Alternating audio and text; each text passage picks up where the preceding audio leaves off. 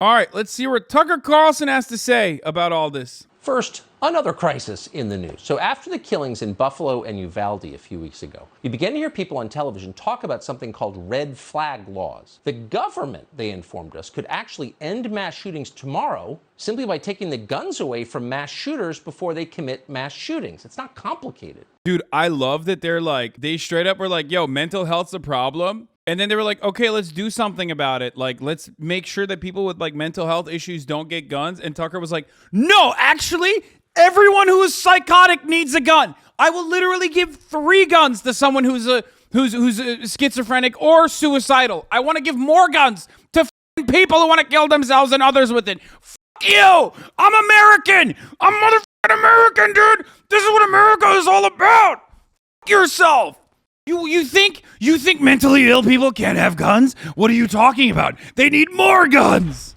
They're fighting demons internally and also externally every day, brother. Can we do this without stigmatizing people with mental illness, please? Suck my entire penis, you fucking weirdo, dude. If you're suicidal, don't have a gun. You should not have a gun, okay? Why? Because I don't want you to fucking kill yourself. 60% of suicides are happening with guns in America, okay? Like more than half of the gun violence or gun fatalities in this country are suicidal people. F you. I'm ableist. I'm ableist as f.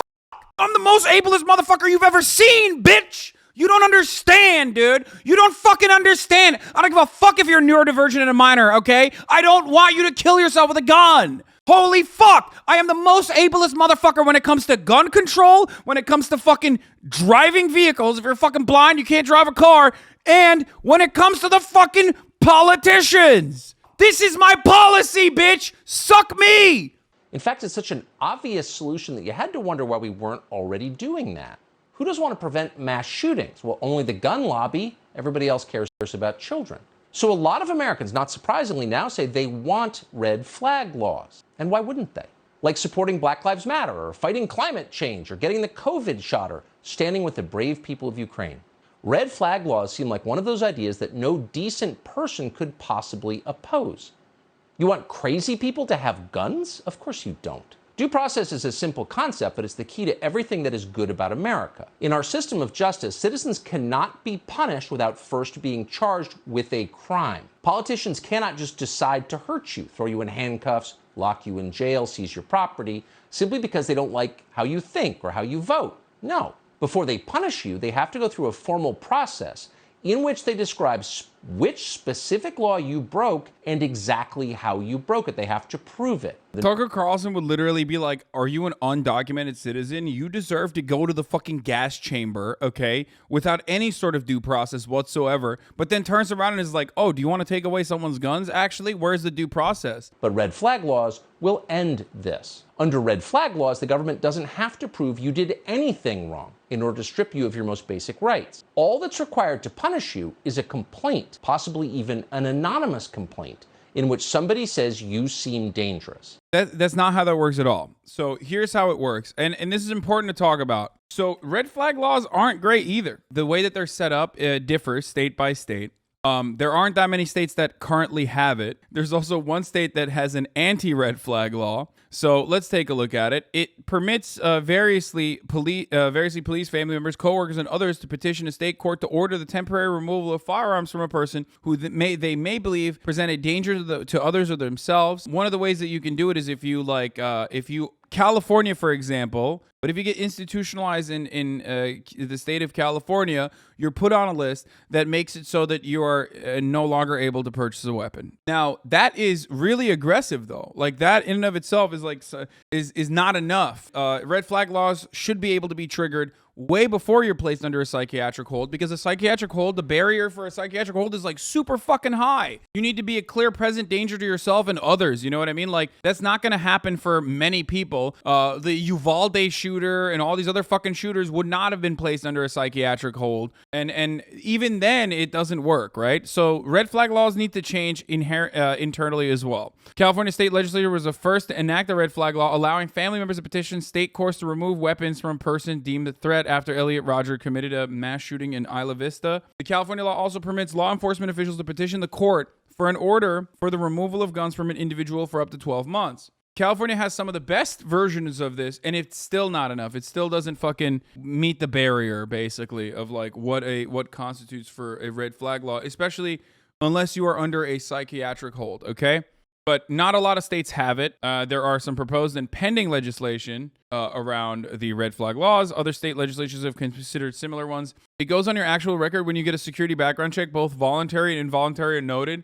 I don't know, I might be mistaken on this, but if you get a voluntary psychiatric hold, that doesn't stop you from getting a gun, for the record.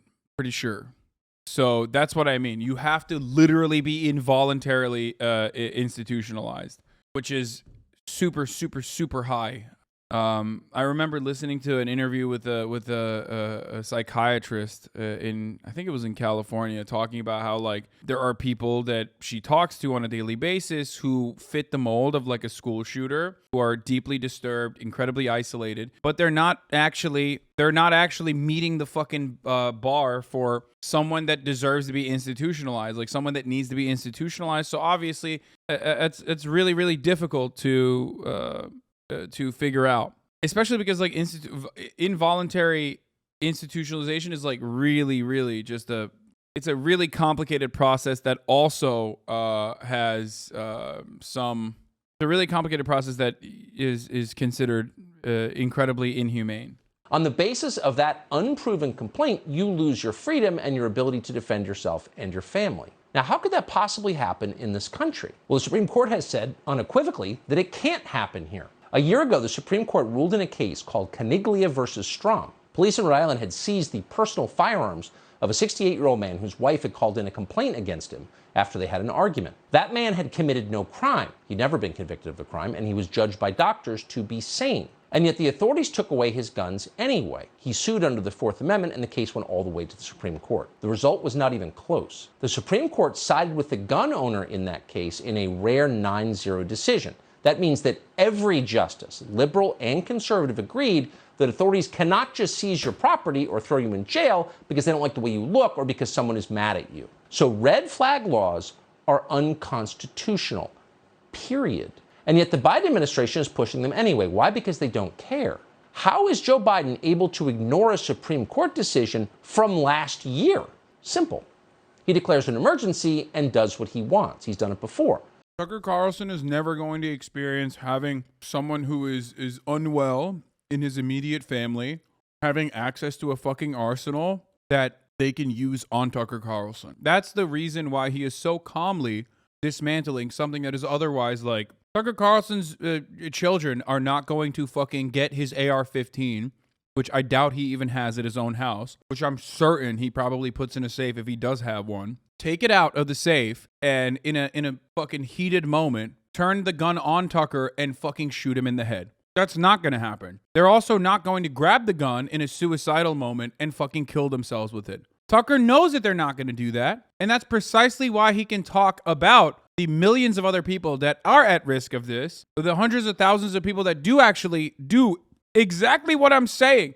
Almost fucking 40,000 people died of gun violence. 60% of that is suicides with a gun. He don't give a fuck. And neither do the fucking radlibs in the chat, by the way. The radlibs who are like, sanitize your language about gun control when you're talking about mental illness, brother. Suck my dick. I talk like a fucking normal person. And this is what a fucking normal person says. If you are suicidal, you should not have a gun. Not because you're going to point it at others, but you're going to point it at yourself. And I don't want you to kill yourself with a gun. There's enough empirical evidence to show that if you are suicidal and you have a gun, you might actually fucking follow through with it in a very successful capacity. They've declared the atrocities in Uvalde and Buffalo an emergency, unlike the daily mass shootings in Baltimore and Chicago, cities they run and whose killings they therefore assiduously ignore. And on the basis of that emergency, they can move forward with gun confiscation. So the White House now wants Congress to pass a law paying the states to enact red flag laws. And here's the amazing part. At least 10 Republican senators are backing this effort from the Biden White House. Bro, Tucker, Republicans are the ones who said this is mental illness. You can't say it's mental illness, and then when someone's like, okay, let's do something about mental illness, you go, no, fuck that. Well, you can actually, and you can be a fucking Republican and do that all the time, which is precisely what Tucker's doing right here. Now, if you're not used to hearing liberal demagoguery like that from Republicans, you should know that John Cornyn is not the only one engaging in it. He is joined in this effort by Tom Tillis of North Carolina, Roy Blunt of Missouri, Rob Portman of Ohio, Richard Burr of North Carolina, Mitt Romney, of course, of Utah, Bill Cassidy of Louisiana, Susan Collins of Maine, needless to say, Lindsey. Tucker Carlson's just flexing. I think he's trying to see if he can like undermine this like bipartisan agenda, which already isn't enough to begin with. But I think he's just personally flexing in this situation. I think he's just testing it out. He's testing the waters to see if he can like successfully tank this shit. For the record, I think he can. The saddest part of that is that I think he can. The police can seize guns from people who pose a, quote, significant danger based on, quote, any relevant evidence. That's it. Any relevant evidence. The law raises some obvious questions. And the most obvious is, if you can seize people's guns without proving that they committed a crime, why can't you imprison them without proving they committed a crime? If you can take their guns, why can't you take their homes? Why can't you empty their bank accounts? Ooh, sound paranoid? Alex Jones stuff? That just happened in Canada. So what stops it from happening here? We already know the authorities are abusing the red flag laws. God, he's such a good propagandist, dude. Holy shit.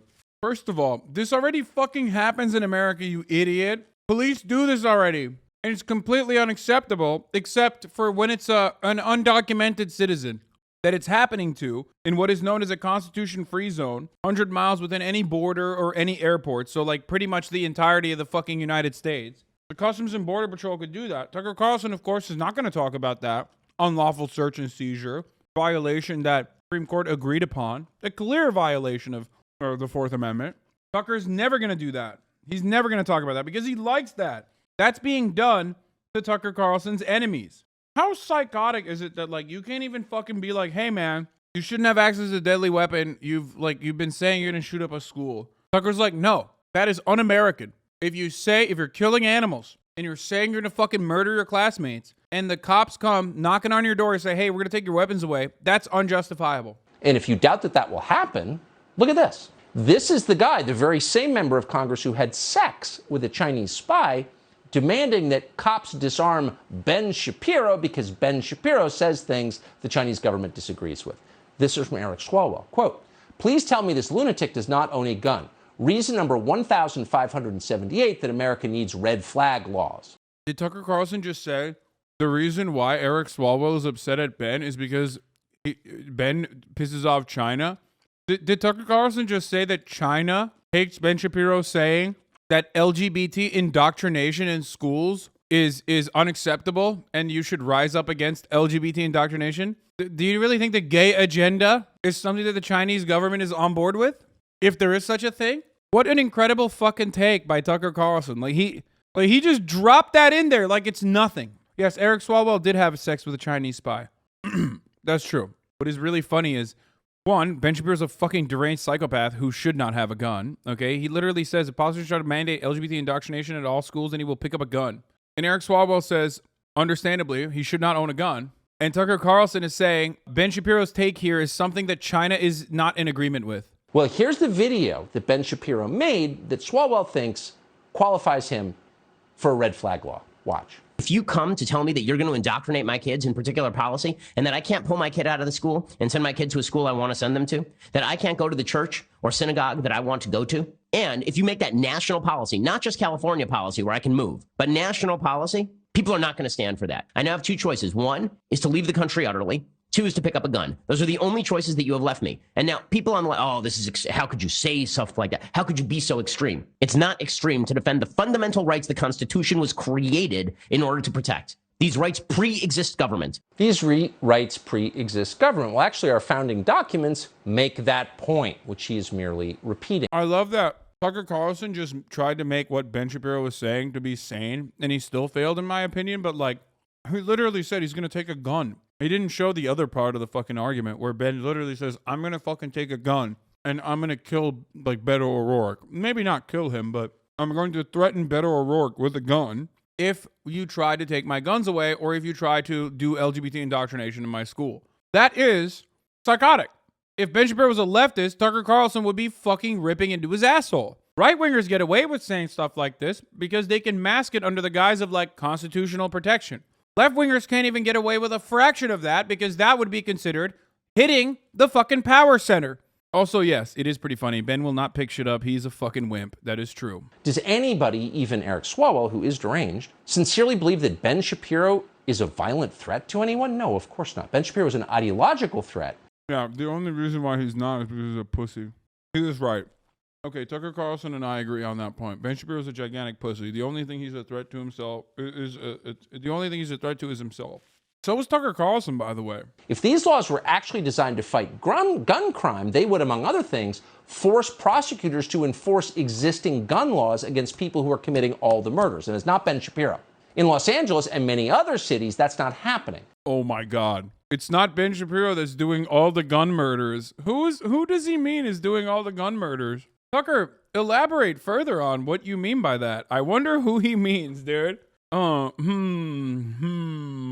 that's why those criminals openly support the Soros-backed prosecutor, George Gascon. Watch. I told you last time that he went hurry up and try to get something dead before. Oh, that's who. Oh, wow. That's interesting. These guys are the guys who are doing the gun murders. Okay, got it. None of the gun legislation that John Cornyn and all these other pompous buffoons who were siding with Nancy Pelosi support, none of that legislation would do anything about the core problem, which is DAs like George Gascon, who are failing to enforce existing gun laws. Gun laws that, by the way, George Gascon himself, to name one example, is breaking. A whistleblower in Gascon's office says he was fired for complaining about Gascon's habit of illegally carrying firearms aboard airplanes. So why haven't the cops red flagged George Gascon and disarmed him? Was anyone going to red flag Hunter Biden, who lied on a federal drug form? Was a drug addict carrying an illegally obtained weapon? No. There is 0% chance I believe that Gascon fucking runs around with a gun in airports. How would that even happen? I don't understand. Like, what is he like? Does he have a superpower? When you're the DA, you can avoid fucking TSA screening? Like, I don't get it. Also, you guys know what my take is, okay? I think you should be able to bring a gun to the airport if you want to, and also on a plane. I've defended Madison Cawthorn, friend of the show, for wanting to bring a gun to the airport. It's very cool. You should be able to smoke on planes and also have a gun on you.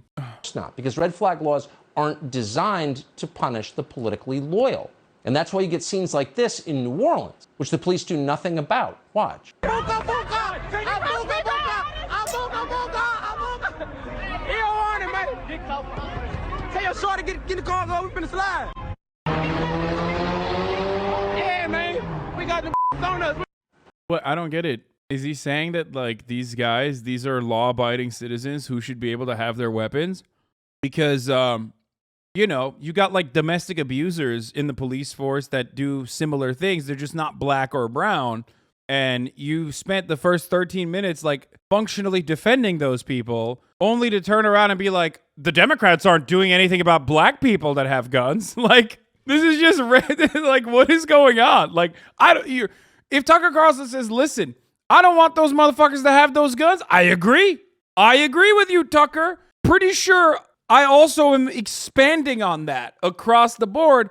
Whereas you are like, black and brown people shouldn't have guns, but like, I think that white people that do the same shit, like domestic abuse, anything like that, those guys should have the guns. Hey, John Cornyn, will your legislation do anything about that?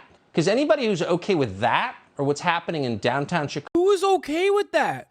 No one is okay with that, dude. Like, not a single person, unless you're like a white Naperville Andy who like watches the No Jumper podcast and you're like, yeah, slide. Lil Durk won't slide. What the fuck, Lil Durk? You said you'd slide. Come on. Why'd you get a tattoo of King Von instead of going out and murdering people? Like, unless you're one of those fucking idiots, no one thinks that's sick. Come on, slide. Kill the ops, bro. It's like, dude, you're 14 years old. You just want more like fucking black people to kill each other for your own personal entertainment. You fucking sick little freak. But yeah, no one, and I mean, no fucking person looks at that and goes, yo, no, this is tight. Like, this is great. No, that's not good either. What are you even talking about right now? I just brought up a bunch of references about a lot of things that piss me off about the way that the rap world engages, like the way that the music industry fucking treats like young black men like they're fucking gladiator slaves, basically. and urges them to get into trouble and greatly accelerates beefs and you know, monetizes it, as a matter of fact, because it doesn't matter if they're fucking dead or alive or in jail. All of those situations will end up boosting album sales. So Fix those things and get back to me about the AR in my closet. By the way, in New Orleans, the Soros-backed DA there, Jason Williams, isn't worried about what you just saw. Last year, his office dismissed more than 60% of violent felony cases that came to his office, most of them involving firearms. They just dismissed them. These are the people worried about gun crime. I don't think that he's dismissing gun violence and gun crimes as a fucking New Orleans DA specifically to defend black people. Just a thought. My friend, he is in the state of Louisiana. Are you familiar with the laws of Louisiana?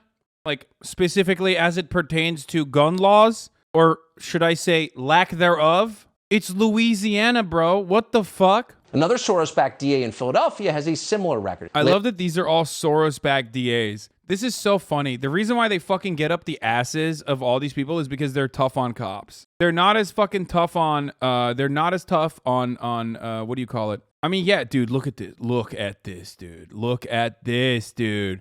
Intentional homicide rate per 100,000 residents. Represent, brother. Represent. What on God's green earth is wrong with the bayou? We were one of the most brutal slave ports in the U.S. and did nothing to mitigate the damage, corruption, or neglect in governance, disappearing taxes, generational poverty, extraordinary ignorance, a justice system that has historically harassed, incarcerated for trivialities, but had not protected people, a disorganized drug trade. Louisiana is a state where the fucking sheriff will literally be like, nah, we need slaves. And black men are very good at, doing prison labor. Like, straight up, dude. You might think I'm making this up. You might think I'm making what I just set up. You're like, what? Maybe in like the fucking 18th century. No. In the 2000s, motherfucker, Angola, the Louisiana State Penitentiary, also known as Angola, is the largest maximum security prison in the United States. Let me find that fucking sheriff real quick. Motherfuckers be like, dude, no shot. You're fucking lying, right? I don't want state prisoners. They are a necessary evil to keep the doors open, that we keep a few or keep some out there. And that's the ones that you can work. That's the ones that can pick up trash, the work release programs. But guess what? Those are the ones that they're releasing. That is a Shreveport sheriff straight up saying the ones that we're releasing are doing the best slave labor, dude. I mean, this is America. This is how it fucking works, dude. This is how it works, okay? So don't ask me why fucking Louisiana is so fucked up. Angola isn't a prison, it's a slave concentration camp? Yeah, straight up. You're right. You're absolutely correct on that. What do you think this is, chat? That's America, by the way. That's like, Louisiana is some of the most fucking resource-rich places in the United States of America. Louisiana, the state, has some of the highest wealth concentration. Right next to, in the same fucking zip code, the poorest motherfuckers. Literally, street to street, it varies. Under the same goddamn zip code. It is a glaringly unequal, unjustifiable existence, especially for black people in the whole fucking state. Straight up. Third world country conditions across the fucking board if you're poor, and especially if you are black. It is reflected in every facet of the people of Louisiana's existence. They have levees that literally are placed higher than they're supposed to that ends up overfilling poor neighborhoods. Black neighborhoods routinely get flooded unjustifiably because of the levees that they've built around white neighborhoods, motherfucker. That's how insane it is. Where like levees are supposed to be half the fucking size just so that there is like a balance. But it doesn't matter. Yeah, that's crazy, right? That's fucking racist architecture. I know Tucker Carlson talks about like highways are racist. Pfft, what the fuck? That's crazy. Yeah, bitch. Highways are fucking racist. And so are levees. These embankments across the U.S. They purposely built fucking levees way higher than they were supposed to protect richer neighborhoods at the cost of poorer neighborhoods. Water is supposed to disperse evenly. There's also speculation that, was it the lower 9th Ward? The dam was blown up in the during the Katrina disaster, specifically flooding the poorer black neighborhoods. Then you also have environmental racism in Louisiana's Cancer Alley. People are dumping toxic shit. The further industrialization of the so-called Cancer Alley in the southern United States, known for its pollution-emitting chemical plants, should be halted, according to a large group of independent UN human rights experts who on Tuesday branded it a form of environmental racism. It's so easy to fucking point to like a bunch of black and brown people with guns, okay? Acting dumb on fucking camera, being like, oh, we got the fucking blicky or whatever. A lot of white people enjoy that sort of thing. They love seeing black people do that sort of shit. Whether they claim not to be racist or not, it doesn't fucking matter. They love looking at it and egging it on the one hand, if they're fans of drill music, or they're like Tucker Carlson and they love that fucking video so they can justify their racist agitprop every goddamn night. Ultimately, a lot of these fucking people every single one of those people is a product of their own fucking environment. And their environment is quite literally, not even figuratively, quite literally full of cancerous pollutants. They have no access to any fucking facilities. They have no social safety nets. They have no fucking educational opportunities. They have no way for upward social mobility. And then their entire existence is criminalized. And they go do slave labor in a prison where the sheriff straight up says, we can't be releasing some of these good ass slaves. And then motherfuckers will still act like this is just, this is crazy. Hasan, you're such a fucking silly little liberal for saying these sorts of things. Louisiana was also where, in the aftermath of Katrina, white supremacist death squads committed brutality towards minorities, particularly black Louisianans, and no attempts at justice by the authorities were made. Yeah. I thought that was fucking fake. Chris Kyle famously lied about sniping black people off the Superdome. Chris Kyle, decorated American sniper. Famously, Bradley Cooper played him in a fucking movie, That guy lied about sniping black people. Like, if you're going to lie about anything, why would you lie about that?